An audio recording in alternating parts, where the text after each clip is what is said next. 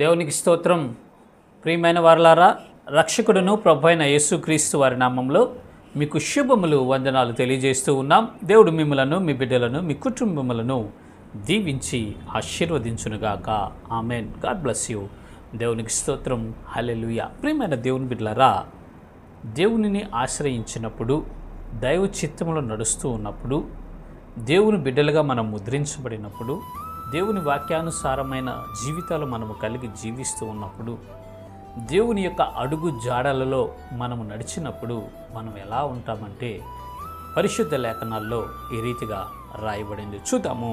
ద్వితీయోపదేశ కాండము 7వ అధ్యాయము 14వ వచనం మనము చూసినట్లయితే దేవుడు మనకు ఒక వాగ్దానం చేస్తూ ఉన్నాడు.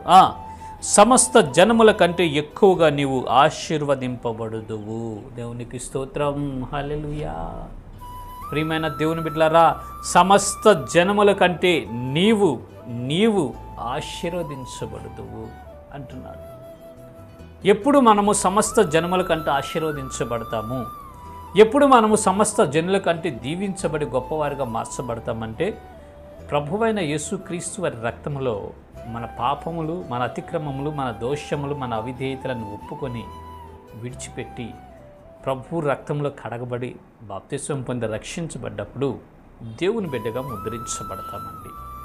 దేవుని బిడ్డ అయిన తర్వాత మనం ఏం చేయాలంటే వాక్యం అనే పాల ద్వారా వాక్యములో మనం వెదుగుతూ మన యొక్క ప్రవర్తన అంతయు, మన నడవడిక అంతయు దైవ చిత్తానుసారంగా వాక్య నియమంలో మనం బ్రతుకుతూ ఉన్నట్లయితే అప్పుడు మనము సమస్త జనుల కంటే ఎక్కువగా దీవించబడతామని పరిశుద్ధ లేఖనాలు స్పష్టంగా సెలవిస్తుంది. ప్రియమైన దేవుని బిడ్డలారా, ఈ లోకంలో గొప్ప వాళ్ళు ఉన్నారు, కోటీశ్వరులు ఉన్నారు, మల్టీ మిలియనియర్స్ ఉన్నారు, ప్రపంచ ధనికులు ఉన్నారు. అయితే వారి ధనము, వారి గొప్పతనం, వారి ఐశ్వర్యం, వారి దీవెనలన్నీ ఈ భూ సంబంధమైనవే. వారు బ్రతికి ఉన్నంత వరకు మాత్రమే అవి వారికి ఉంటాయండి. వారు చనిపోయిన తర్వాత అవి ఉండవు వారికి. అదే ఒక దేవుని చేత దీవించబడితే, దేవుని మార్గంలో మనం నడుస్తూ ఉన్నట్లయితే ఇక్కడ దీవించబడతాము.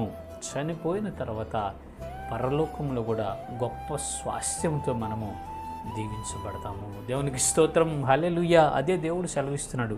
సమస్త జనుల కంటే నేను నిన్ను ఆశీర్వదిస్తాను అన్నాడు. ఎలా ఆశీర్వదిస్తాడంటే పరలోక రాజ్యంలో బంగారపు వీధులలో, బంగారపు పట్టణములలో, బంగారముతో కట్టినటువంటి గృహాలలో ఆయన మనల్ని నివసింపచేస్తాడు.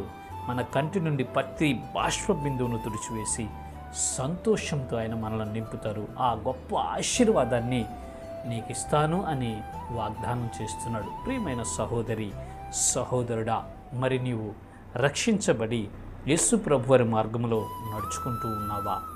నువ్వు రక్షించబడి దారి తప్పిపోయి ఉన్నావా? అసలు రక్షణ లేకుండానే ఉన్నావో ఒకసారి పరిశీలన చేసుకొని, ఎవరైతే రక్షించబడి పశ్చాత్తాపై పాపములను విడిచిపెట్టి పరిశుద్ధ జీవితము చేయిస్తూ వాక్యానుసారమైన జీవితము కలిగి జీవిస్తూ ఈ మార్గములో ఈ విశ్వాస యాత్రలో నడిచి తన యాత్రను ముగిస్తారో వారు దేవుని చేత గొప్ప ఆశీర్వాదాన్ని పొందుకుంటారు. కాబట్టి ప్రియమైన దేవుని బిడ్డలారా, మనము కూడా ఈ యొక్క వాక్యానుసారమైన జీవితాలు కలిగి జీవిద్దాం. దేవుని శక్తి చేత, దేవుని ఆత్మ చేత మనము నడిపించబడదాం. ఇక్కడ భౌతికంగాను దీవించబడదాం, అటు ఆధ్యాత్మికంగా చనిపోయిన తర్వాత కూడా పరలోక రాజ్యంలో మంచి స్వాస్థ్యం పొందుకొని దేవునితో యుగయుగాలు ఆనందించుదాం. ఇటు కృప దేవుడు మనందరికీ కలుగు చేయనుగాక.